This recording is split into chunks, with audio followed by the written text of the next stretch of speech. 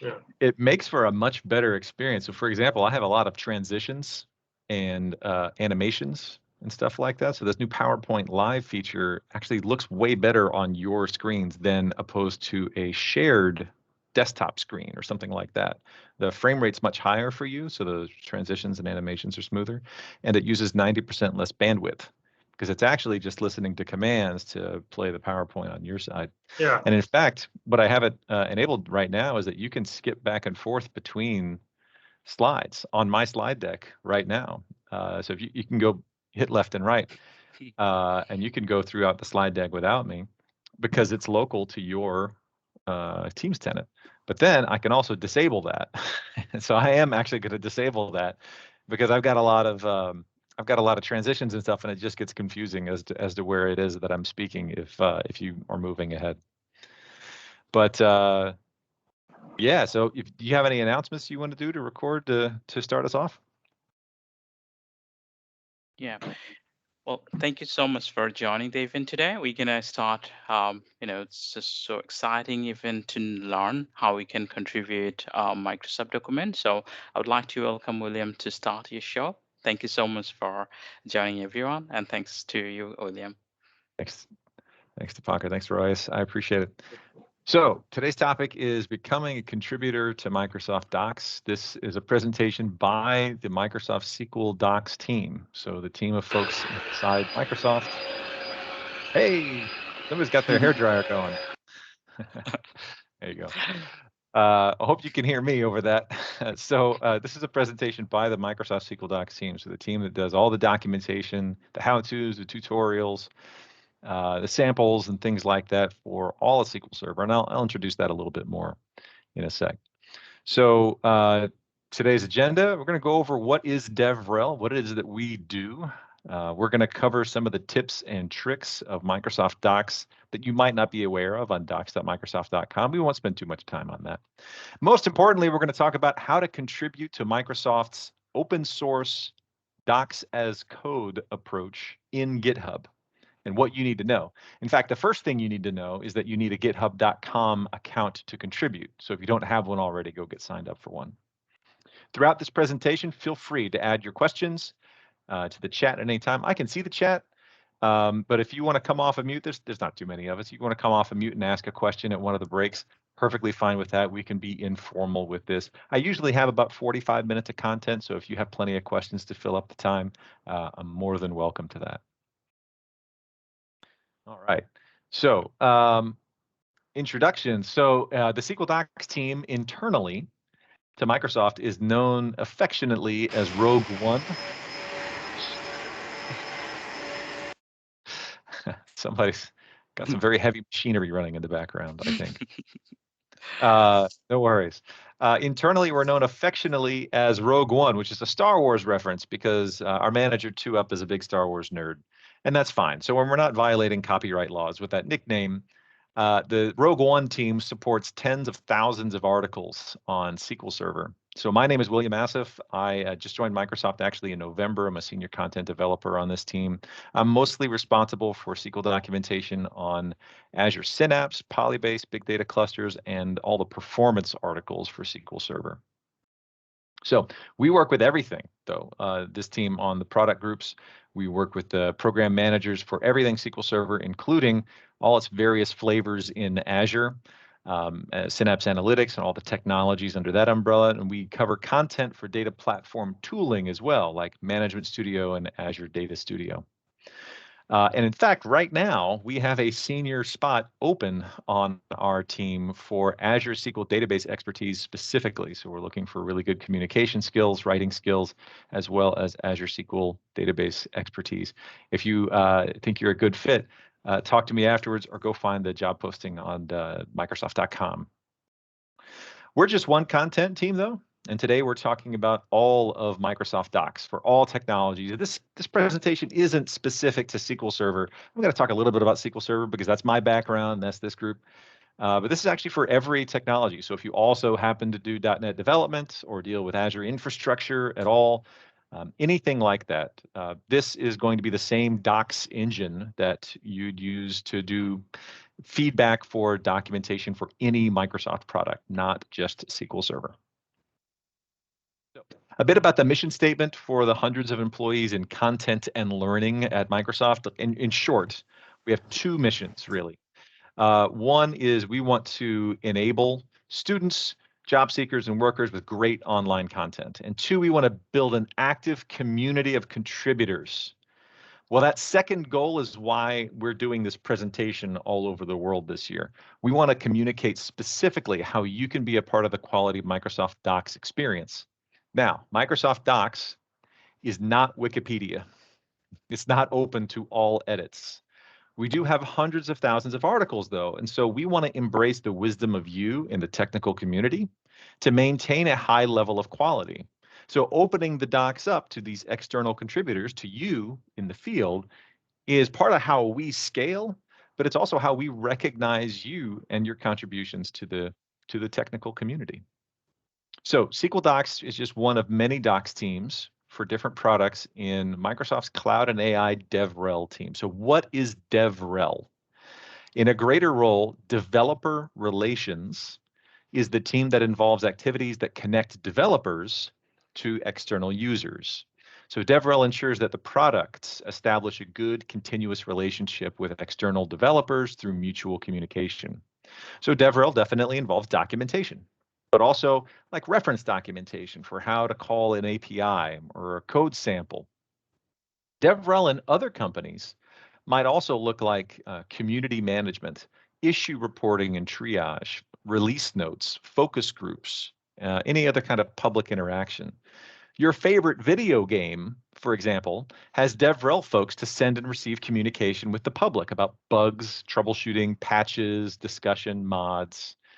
DevRel folks are technical, and we know the product well. In fact, some tech companies cycle developers in and out of DevRel positions so that DevRel folks have a keen awareness of technical detail and that developers have a keen awareness of how the end user consumes the products and the documentation, how they onboard, how they seek out support.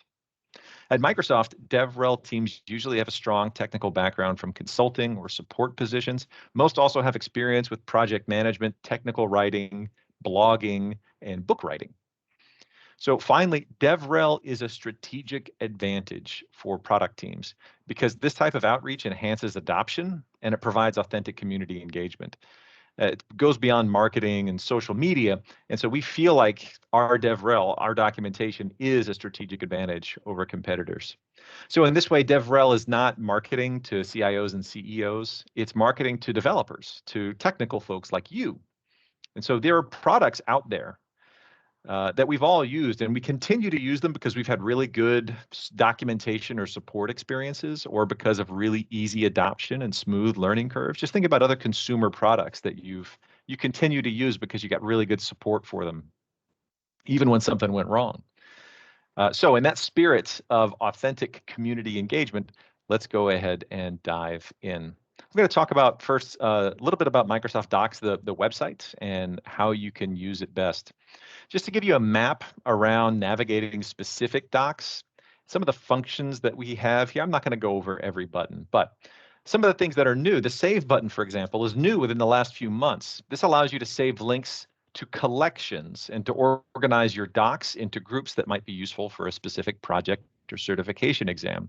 You can also save your Microsoft Learn modules and any Q&A pages that you have all into one collection to gather your materials into place if you're preparing for that certification exam. You're going to see two search boxes. You see two search boxes. Here we go. Almost there. Here we go. The first in the top right searches the entire technology stack that you're in. So for example, it searches all of Azure. And then there's another search box over the table of contents on the left.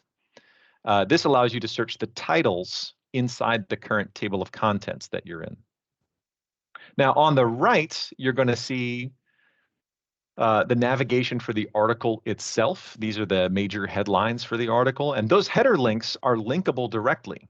So if you want to send a colleague a link to a heading specifically about a specific topic inside a large article, you can also hover on that heading and you'll see a little anchor link appear. in purple, and you can use that. And you'll see at the top in the URL, it appends a little pound and then the name of the heading. And that's a way you can skip to a specific part of the document. And also where it makes sense, the same document, the same article might include different information for different versions of the product that's mentioned. We may use the same article for various versions of content for SQL on Windows versus SQL on Linux, for example, or different releases of SQL Server by year, or for different Azure implementations of SQL Server. So like SQL Server versus Azure SQL Database versus Azure SQL Managed Instance versus Synapse versus the PDW. You may see all of those represented in one article. So if a doc doesn't look quite right to you because of a version-specific detail, take a look at the version that you have selected in that top left-hand corner. That may come in really handy. The version dropdown that you see right here also affects the table of contents. So it may include or exclude certain articles or sections of the table of contents depending on what version you've selected. Sometimes we'll handle versioning via tabs in the article to show you how to do different things with different languages, for example, or different tools, T-SQL versus PowerShell versus the Azure portal, perhaps. And we'll have a tab for a specific section. Or we may clearly state the versions that something applies to in a row at the top of the article or in colorful note boxes. Really, we choose the best way that's most appropriate for the differences that we're trying to communicate. Either way, we want to make sure you know what SQL platform or version the content covers at all times. Also note that for content that's specific to older versions of SQL Server, older than 2016, for example, we do still have ways to access that old content if you actually need it, even if some of that is through offline documentation only. And while we do support content for all supported versions of SQL Server, that goes back to 2012, just a friendly reminder that in about 1 year, SQL 2012 extended support ends. So it's time to get that upgrade plan in place to get off of those SQL 2012 boxes within the next 12 months. So speaking of Management Studio, and this is for DBAs specifically, not a lot of people are still aware of this, but when you have any text highlighted and you hit F1 in Management Studio, and the same thing applies to any Visual Studio shell, so Data Tools, Visual Studio, obviously, the browser should bring you right to the corresponding article for that word or that phrase of syntax that you have highlighted. So for example, here, it's the view sysdm exec sessions. This assumes that your workstation has access to the internet and that you have also selected the help preference option in Visual Studio for open in browser. There's also an offline option. This brings you right to the article that you need to see. If you hit F1 on a specific set of highlighted text and it doesn't bring you to the article that you would expect, or it brings you to like an overall page or something like that, that actually might be a docs issue. And that's something you could file an issue for, and we'll talk about how to do that in a little bit.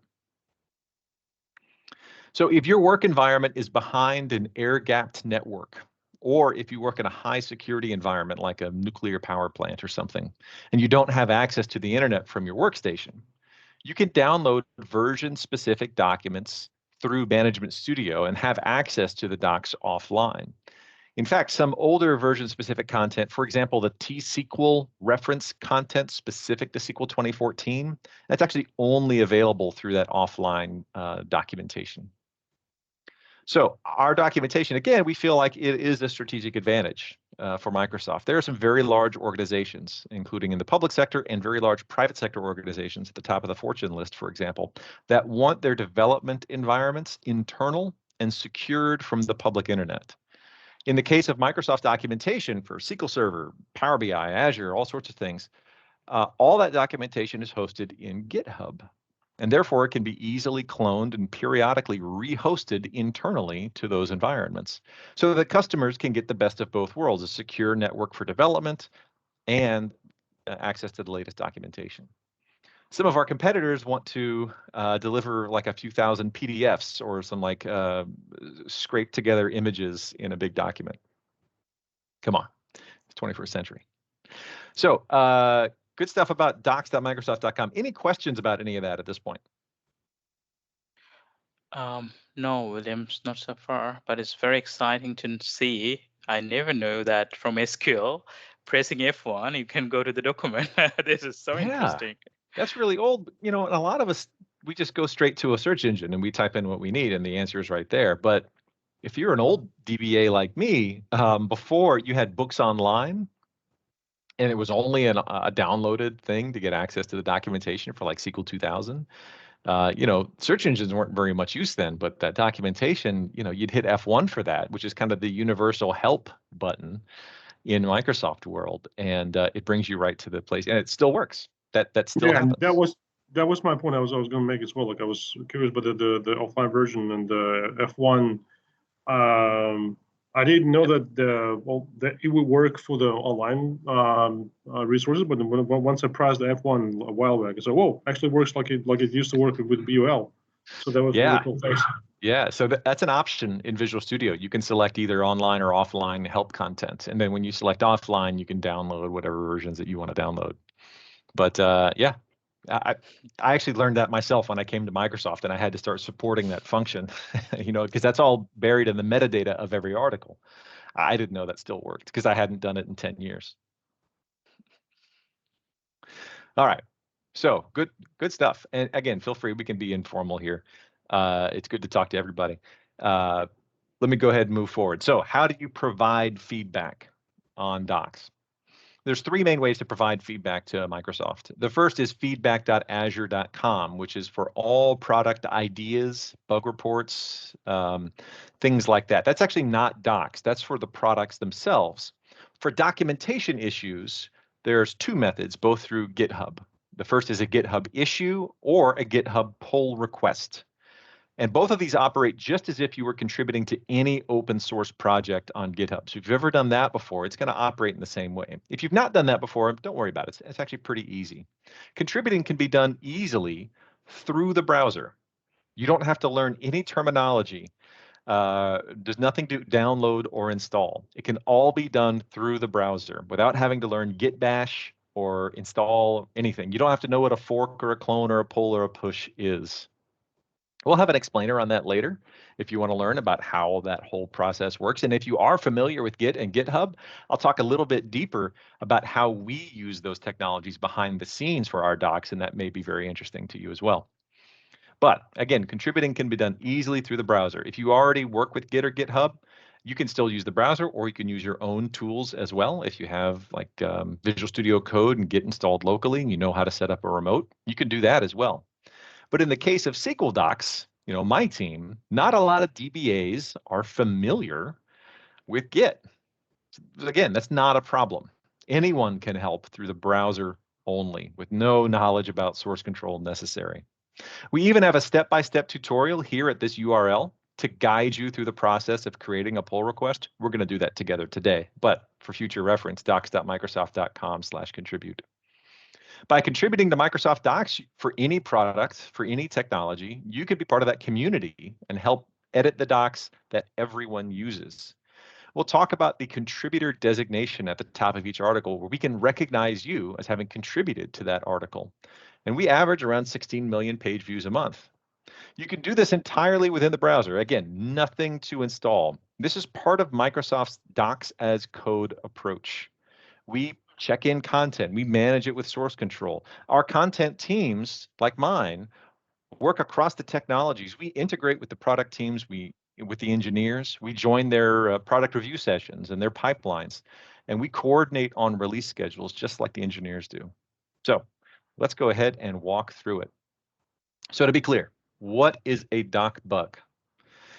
Support issues do not belong in document feedback. So make sure that what you're talking about is not a support issue. The feedback options we're about to discuss are not Microsoft support.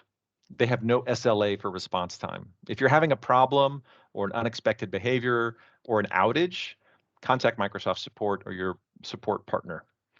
We triage incoming issues and pull requests from GitHub, and if it sounds like a support issue, your issue will likely be closed up with a polite message and some links to contact support.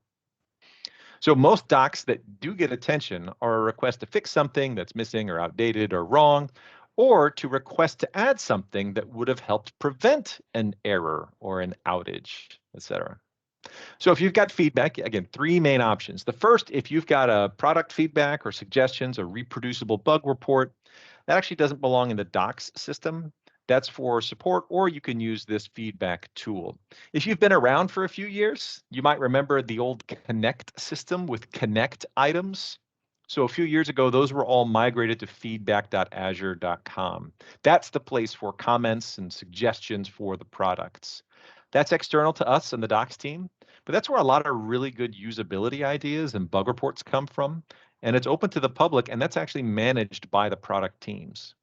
So to get feedback on this product for whatever doc you're looking at, you can use the This Product button in the gray box at the bottom of the page. That's listed on most articles. This is the SQL Server page for feedback.azure.com. You can submit comments or suggestions. You can vote on ideas. And there are many pages like this for many different Microsoft products. You might see a lot of these on social media for when someone has a really good suggestion or bug report and they want to get the product team's attention with a lot of votes in favor. And you can see here a suggestion for a dark theme for Management Studio. I'm really hoping we get that one day. So let's say you've got an idea for a documentation issue to suggest. Think of this as letting us know, hey, there's something wrong. You go fix it. We have goals to address these in a timely manner, but we'll be honest. Issues are triaged and they might take days or weeks to get a satisfactory resolution. Not all issues will become a documentation change or a product change. To create an issue, use that same gray box at the bottom of an article. Use the This Page button you see. It's at the bottom of most articles. And now you're on a GitHub.com screen. This is the new issue page. Throw your comments in here, give it a title, hit Submit New Issue in green at the bottom, and you're done. We'll take it from there. And if you weren't aware, GitHub has a dark mode. It's very nice. I don't know how many of you prefer to work in dark-themed apps and websites as much as possible, as much as you can, and you work in like a rather dark cave, as my wife would describe it. I'm a big fan of dark mode websites and everything like that. You can change this in github.com. If you head to your profile page, there's a little button. You hit it and a little kitty cat appears. I think there's another way to set it in your settings. And then if you're an enthusiast for dark mode websites like I am, docs.microsoft.com has a dark theme too. You can check out in the footer, there's a theme button and you can change it to dark mode. I also hear that dark mode is coming soon to Microsoft Word and to LinkedIn as well. I'm looking forward to that. All right, enough about dark themed apps. Back to contributing. So third option, you've got a documentation issue and you want to suggest the edits yourself. You can click on the edit button in the top right-hand corner of any article. Sometimes you're going to find it easier to suggest the edit yourself rather than trying to describe it. So for example, for a typo or for a punctuation issue, it might just be easier to go fix it. The one character that's out of place, for example, rather than trying to describe in the third sentence of the second paragraph of blah, blah, blah, blah, blah. You know, it might just be easier for you to do it yourself. So clicking the edit button in a doc brings you to the GitHub preview page. This is actually a GitHub preview page for the Markdown file that is the article. From here, you hit the pencil button in the top right-hand corner. So again, in the top right-hand corner that I have boxed here in red. And now, once you hit the pencil button, after you click that, you're looking at the actual Markdown code in a text edit box. So it might surprise you to learn that Microsoft Docs are not edited in Microsoft Word. Rather, they're edited in code in Markdown or YAML. Markdown is a lightweight text markup language created for formatting rich text with a plain text editor. And GitHub has their own formal implementation of Markdown called GitHub Flavored Markdown. But many different sites use Markdown for their content, not just GitHub, but GitLab, Reddit, Stack Exchange, Bitbucket, Drupal. So you might actually be more familiar with Markdown than you think already. So make your changes here. If you're not familiar with Markdown, that's okay. It's pretty easy to understand once you get rolling. Don't worry about it being perfect as far as the style goes. The content team that owns the article is always going to review your content submission, potentially tweak it for style, capitalization, punctuation, things like that. The proper name for a feature, for example, before it goes live. There are plenty of resources online for the basics of Markdown syntax, but if you don't get something quite right, again, don't sweat it. You can use the preview changes feature that I have here in red to preview in GitHub the Markdown formatting. And then you scroll to the bottom once you've made your changes, give it a title, give it a summary, maybe add the ping MSFT docs hashtag right there. That's just a way to wave hi to the content team. You could also use that on Twitter to say, hey, I've put in a pull request or an issue or something like that. That's another way that we can then recognize you for your contribution. So then you can hit the create a new branch for this commits and start a pull request radio button. That's actually the only radio button that will be enabled for you. Unlike some open source projects, we won't allow you to commit code straight to our live repository, right? You'll notice that it gives the new branch a simple name. That's fine. It's just like username, patch, and then an ordinal number. That's fine. You don't have to worry about changing that. If you're not familiar with the GitHub terminology like a branch or a pull request, don't worry. You don't have to be. Once you hit the green button here to submit your pull request, we'll take it from there, and we'll keep you updated as your pull request moves through the process. Your changes to the Markdown file will be proposed for merge, triaged, and then reviewed by the article's author and any reviewers assigned.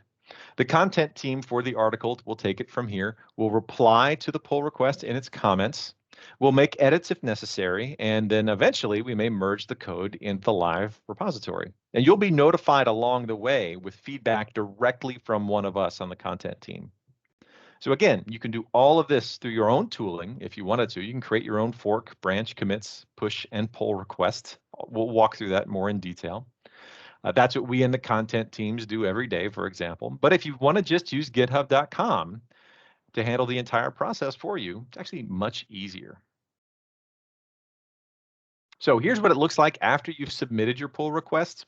Your pull request will start in an open status. You see in the top left-hand corner. This one has actually already been merged. You see the purple merged button right there, which means it's been accepted and it's been pushed into the preview repository. It will be merged into the live production repository.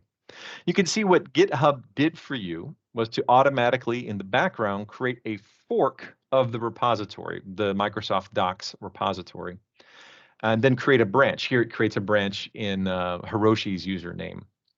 And then the pull requests includes the commit you see in the red arrow right here. That's actually the commit to make the change to the article. And pull requests can include many different commits for many different files. And you can also add more commits later on. In fact, if we want to change something, we may add a commit to your same pull request. And now we're both committing to the same file, and both of them can be committed at the same time. The pull request log contains both automated and manually created messages. Automation from the merge engine, for example, all the commits, any kind of conversation or notes from anyone assigned, including yourself. You'll receive an email anytime anyone uses your username with the @ symbol, and you can respond in conversation at the bottom here with the comment button. Once your pull request is created, both you and Microsoft can review the changes you're suggesting in the pull request. Click on the Files Changed tab to see an in-browser differential. The red is the old code, green is the new, and the changed characters are highlighted. Here we can see that someone has suggested an easy typo fix, real easy to approve, and probably easier to just put in the fix than to try to describe it in words, right? In fact, you may find creating a pull request easier because of that. So if you still wanted to make more changes to the file, like you're reviewing it, you spot something else, you can issue another commit to the pull request. Simply click on the 3 dots and then click Edit File. Then you'll find yourself back at the Markdown screen. You can submit another change to the same pull request. After you've submitted your pull request, though, you can just sit back. We got it from there. We'll let you know if we have any more questions or a status update. So those are your 3 options. Now, which of these is most helpful to Microsoft, and which of these gives you contribution credit? Only the third option, a pull request. That's actually what we want to see. And then after your pull request is in, you can say hi to us on Twitter so we could recognize you as a contributor there as well. And you can do that on GitHub or LinkedIn. So once you've contributed via a pull request and we merge your commit into the document, you'll get your GitHub picture and a link to your GitHub profile at the top right there. The folks listed here are both inside and external to Microsoft that submitted commits to the article. And you'll only get your name and your logo up there for an article for a pull request, not for a Git issue. And these contributions can be a part of your MVP application or renewal activity if you were going for MVP status with Microsoft. I don't have much more to say about that, but I will say that with most things MVP, it's quality over quantity. But this can definitely be something you put on your activity reports. So if you're not sure how it should change, just give it a shot. If it's not quite right, if it's not formatted perfectly, don't worry about that. We'll adjust that. But at least you've drawn attention to it. At least it gets fixed. For images, graphics, charts, etc., we have designers to get images updated in a standardized way. So there's no need to edit images yourself. You can just kind of describe what the problem is. Capitalization is tough. Various features and products inside Microsoft, the capitalization is one of the most nuanced bits there is that we have to do about publishing. Marketing usually wins these. Marketing always wins these arguments, regardless of how a product's documentation evolved from the development process, from its origin to actual release to market. So, for example, we just had a big pull request, a series of pull requests come through to make a lot of capitalization changes. And about half of them were wrong. So again, that task is tricky enough if you have information directly from the inside sources, right? So we will handle that part.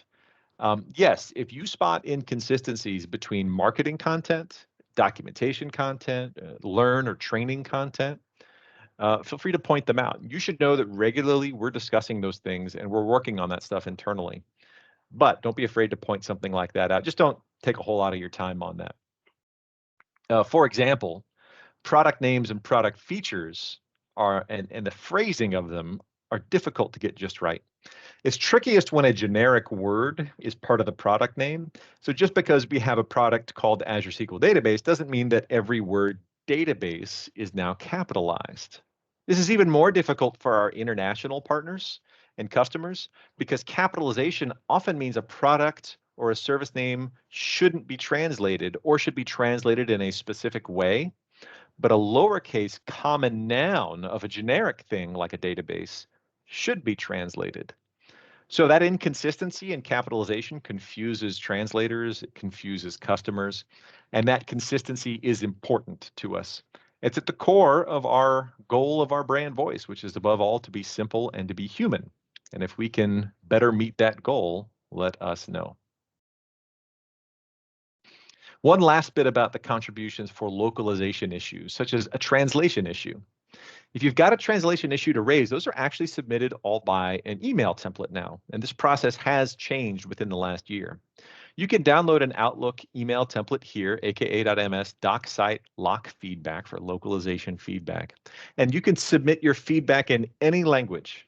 It will be translated and routed to the correct team. If you've got a technical issue with an article and you're more comfortable submitting your technical issue in a language other than English, no problem. Instead of creating an issue or a PR in English, you can use the same email template. It will be translated and then passed on to the proper content team. For example, maybe MySQL content team. Either way, thanks for contributing and making Microsoft Docs better for everyone, everywhere. Okay, any questions about any of that? About the 3 ways to contribute, about GitHub or anything like that? No, good, thanks. Cool. So let's do an inside baseball, a little inside talk behind the scenes at how we use GitHub to host Microsoft's documentation. So again, Microsoft Docs are edited in Markdown or YAML. We've already talked about Markdown. YAML is used for things like tables of contents and FAQ articles, where that format is better for search engine optimization, for SEO. YAML is another plain text markup language that is used for structuring serialized data. We spend most of our time using Visual Studio Code or Azure Data Studio, kind of the same thing for most purposes, to edit docs in Markdown or YAML. We have other tools to help us with automated link checking, syntax formatting, bulk updates, and a series of include files to tokenize things like a product name. And we have a rich set of metadata for each article. And we do pay attention to articles, how they perform, in terms of search engine optimization and traffic patterns and trends, all driven through Azure Analytics and queried with Custo queries.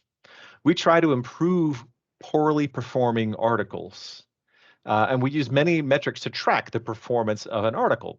Like if you copy text from an article or copy a code snippet with a copy button, that's good. We like that. If you click through, scroll, dwell, the same kind of metrics that any website uses to track activity on its websites to measure how effective a web page is, we do that without capturing any personal information or wider tracking information. For big article updates, we have systems to handle what we call release branches for when we want to work on documentation for months and months at a time, and then release a new product all at once, like during a keynote at the Ignite conference, for example. So here's some behind the scenes on how Microsoft Docs works in Git, specifically in GitHub, where all Microsoft documentation is managed. If you're new to Git and you don't understand this, don't worry. As I've explained to contributors in the community, all this is managed for you. But here's the basic GitHub workflow. We'll step through it. So a repository like Azure Docs is where the source is housed, where the website engine pulls the Markdown to present live websites to you on docs.microsoft.com. So a fork is a copy of that repository of code that's associated with your account in GitHub. So we each on the team have created forks in the repo of the repo in our GitHub accounts. And to tell the two apart, a common convention is to refer to your remote fork as origin, to your fork as origin, and then the code base you eventually push to as upstream. These are called remote or remote names. And they're just common conventions. You can actually choose any name for your remote names. You'll have an origin and an upstream for every repo that you work in. We have multiple repositories for source code for the docs. And you'll know which one it is when you go to edit that article, and it'll tell you what the path is. So then a clone is a copy of your fork brought down locally to your workstation. So the files are actually physically copied to your workstation so that you can edit them, you can add to them, you can delete them, you can add files and images and things like that. So that all happens on your clone on your website local, on your computer local to you. When you go to make changes to a file or to add or remove files, you'll create what's called a working branch that is relevant to the chunk of changes you'll be making just for the specific task that you're at hand. And you may have multiple branches in play at any given time.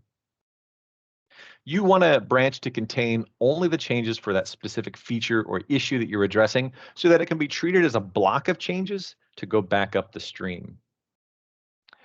So your work goes into a branch, and then, so if, for example, the branch is an ISO date and then fix issue, just a generic.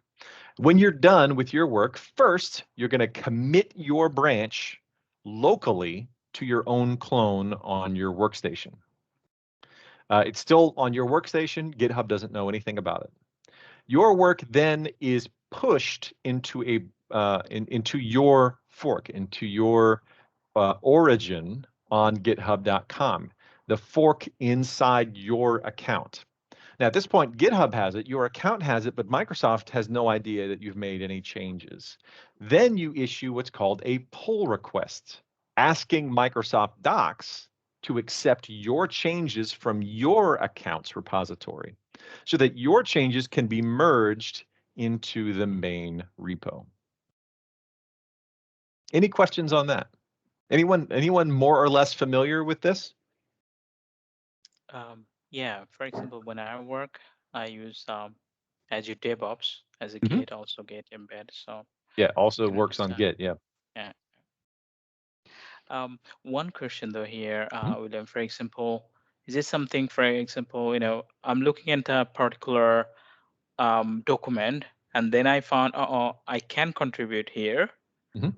Because there is a typo, whatever, I would like to really modify the sentence. I would like to add the sentences. For example, I work with Azure Data Factory, a lot of new things coming in, and then probably I know some of the things can be added there to make it more, kind of understandable for other people. So in that scenario, I just follow these steps, get that, and do the pull request. Okay. Yeah, I think it's a great example of something. It's not necessarily the article is wrong, but it just might be more helpful if you included this tip, this addition. We love when articles are improved like that. Yeah, you would go through a pull request probably in order to contribute a new sentence or a paragraph or something like that. Yeah, and it might be easier to do that than rather than trying to describe what it should say in an issue. And even if you put the complete text in an issue, you wouldn't get credit for it, right? So definitely do that kind of thing that you're describing there in a pull request. And again, if you want to just provide a couple sentences and then maybe say you should also include something about this, that's fine as well to include in a pull request. We're always going to edit, tweak your changes, your proposals to the article. Yeah, thank you. Yeah, great. So to get you a little closer to what it actually looks like behind the scenes for Microsoft, we actually have 2 repositories for every repository in the Microsoft Docs account. You don't see this, only we see this internally, but the Azure Docs repository is actually what drives the website. That's live, but like true professionals, we don't develop against production, right? We only develop against a preview repository, so that Azure Docs-PR, and that, again, that's closed to the public. And that allows us to work in and preview the merged state of our changes into a live repository. And there's a build process that then pushes things from the PR repository into the live website twice a day. And that's also gated by a team of build reviewers. But when you submit pull requests, you don't have to worry about any of that. Your workflow and all the validation that's necessary for your PR goes into the public Azure Docs repository or SQL-Docs repository or any other repository that you happen to be working in for that technology. And again, this same docs as code pattern applies to any product inside Microsoft. All right. Well, cool. So you can do all this through github.com through the browser, nothing to install. But if you're interested in learning more about GitHub or Git, there's some really great resources here from Microsoft Learn. All right, so let's give you a little bit of news of what's happening, and then we'll wrap up and go to questions. So in February, you might have noticed this new thing at the bottom of a lot of Microsoft Docs articles, and I think SQL Docs is one of the first places where this was introduced. We introduced a dynamic recommended content in the footer of many Microsoft Docs. The links in the content are determined by a machine learning solution based on a model that describes customer behaviors within the document set. So what are people most ending up on as they come through this page? And we recommend articles based on that activity. We've seen some really positive metrics on tracking traffic to these recommended files so far. So we think this is really helping people find the documentation that they need. And you'll see this below, the recommended content is below like the see also or next steps or things like that that's at the bottom of the article. So and also new to Docs, you can add your certifications to your login to docs.microsoft.com by permanently joining your docs.microsoft.com account to your certification profile in Microsoft Learn. And if those things aren't already the same account, you can join them together. So you can go to your profile in either Learn or Docs to get here, go to certifications, and then click connect to your certifications profile. Then you can get notifications for your certifications renewals and a lot more. And you can link directly to Pearson VUE to schedule certification exams that you're pursuing. All right. Well, that's about all the content I had. I am happy to answer any kind of questions that you have about Docs and Microsoft and things like that. Thanks for good one, Mr. Ray. So I'm curious to know, like, what is the what is the team current process to take on updates? Like if you had an existing section for a particular product or feature with more and more frequent updates to and then more and more additional feature, how do you track the updates in the existing docs? So are you asking mostly about like new articles for stuff that's evolving quickly, or for old articles? For the existing content. Yeah. So for old articles, we actually have some freshness goals to try to make sure that we update articles. We had a big migration to the current platform in 2015, so you're likely not to find articles older than 2015, but then that still could mean the article is older than that. For example, I was just updating an article that I think was a little older than that. And it's just because it's a very low traffic article that gets maybe 30 page views a month, and so it doesn't really rise to the top of our importance and things like that, but it still needed some refreshing. Otherwise, a lot of our doc updates come from the general public. They come from Git issues and pull requests, or the product team itself, right? Okay. And so the product team is dialed into its own customer support pipelines. So for example, if a CSS engineer somewhere in the world says, hey, this would really help if you added this to an article, that'll go through the product team and then come to us on the content team to go and add something like that. So a lot of my article updates are being generated directly from customer cases coming from support. Okay. And then for new content, the product teams themselves will often write the new content. The program managers for Microsoft write most of the docs because they're the ones who knows the tech the best, and it's part of their skill set to be able to put all that information together in a nice way. We help prepare them. We help wire it up. We obviously help review it for style and editing, and some program managers are better than others than writing. So we improve things like that. But that's where a lot of our sample code comes from. For example, a lot of tutorials and step-by-steps, it comes from the engineers themselves or from their managers in the product side. I think it was a long-winded answer to your question, but did I answer your question? Yeah, it was clear. That makes sense. Thanks. Yeah, cool. All right. Yeah, Odem, I got a question related Sure. to SQL-Doc. You mentioned, is it what actually it covers? Which area? Is it like SQL, Azure Data Factory, all sort of things? If you can just tell us. Data Factory is a different team, I believe. So Data Factory, Power BI, and a lot of that type of work is on a different documentation team. We're not perfectly aligned. Our documentation teams are not perfectly aligned with the product team. So we span a lot of different product teams.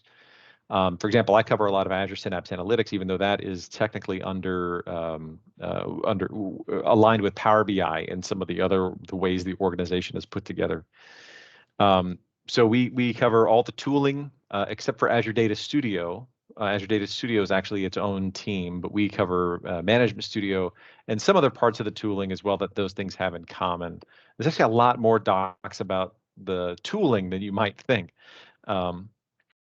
And then BDC, which is SQL on Linux, all those things are under our umbrella, even though they're not Windows. There's not a separate Linux team or anything like that. All the syntax, every object, every system object, every query syntax, everything like that is under our team. And then everything in Azure, of course, so Azure SQL Database, Managed Instance, all the different purchasing models for Azure SQL are under us. The Parallel Data Warehouse, or the what it's called now, the Analytics Processing System, which is that appliance that's been around for a while. It used to be called the Fast Track. That's under our team for documentation purposes. We have a specialist on our team that just deals with security. So everything that has to do with security inside SQL, all those documents is under our team as well.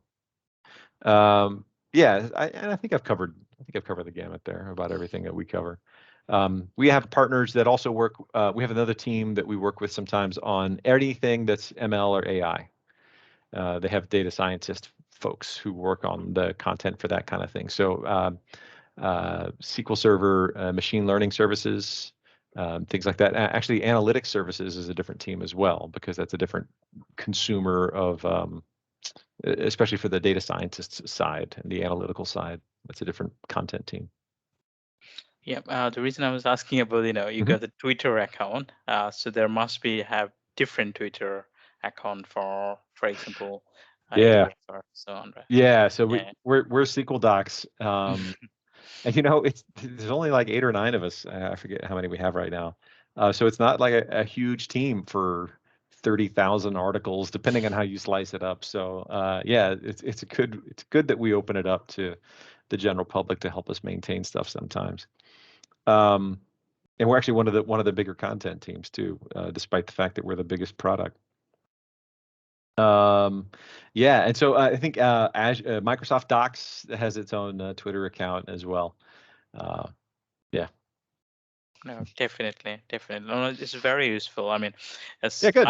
as I said, like, I never knew like you can go to the working in SQL and find out that document there, or you just learned it. And also how to really use that pull request and probably can do it, and which can be contributed as a MVP kind of point something.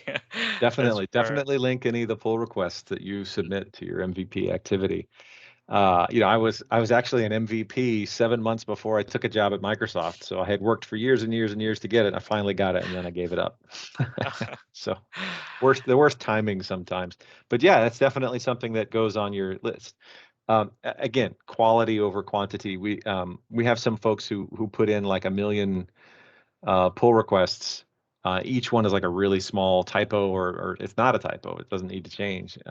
It's quantity like that. I don't think is well respected as like a good in-depth pull request about something that's a good insight into how the technology works or something like that. So again, that's all a completely different team. I don't have a lot of insight into that, but I do know that's generally a guiding principle, is the quality over quantity. But I didn't know you could contribute to Docs either until a few years ago, when I happened to be writing a book for Microsoft Press, the Inside Out series, and I found something deep in one of the articles that was wrong, or it was not updated yet for the new version of SQL. And then just kind of poking around in GitHub, I figured out how to put in a pull request to add something like that. And that's the first time I did that. But coming from a place where it was the SQL-Docs online, the books online, that's not interactive. I didn't think I could ever contribute to that kind of thing. But in GitHub, yeah, it's open to everybody. No, definitely. It's same for me. I didn't know before, Yeah. you send that email saying, okay, well, I said, okay, wow, I can do that as well. Yeah, and so we've given this presentation to MVP audiences specifically on those grounds to talk about MVPs and doing this, and their eyes really light up about all the things they could contribute, and they ask a lot of questions about how much they can contribute in different ways and stuff too. So I think it's a really good way to provide that to build that community, and the docs end up benefiting for everybody from that. Yeah. All right. Well, thanks everybody for joining, and thanks Toronto. It's nice to hear from you again, Dipankar. I think this is I've presented to your group before. You presented to my group back in Baton Rouge before. Right. I think this is good. We got an international commerce going back and forth with our presentations. It's great. Oh yeah, definitely. Thank you. It was really informative. Thank you, Will. Great. Well, yeah, let me know if you have any questions. LinkedIn, Twitter, things like that. Happy to follow up. I'll send the slides over after this to share. And if you're watching this on a recording, have a great rest of your day. Thank you. Thank you so much, everyone, for joining. Thank you, William. Thanks. I'll share this video and the content. Thank you. Bye.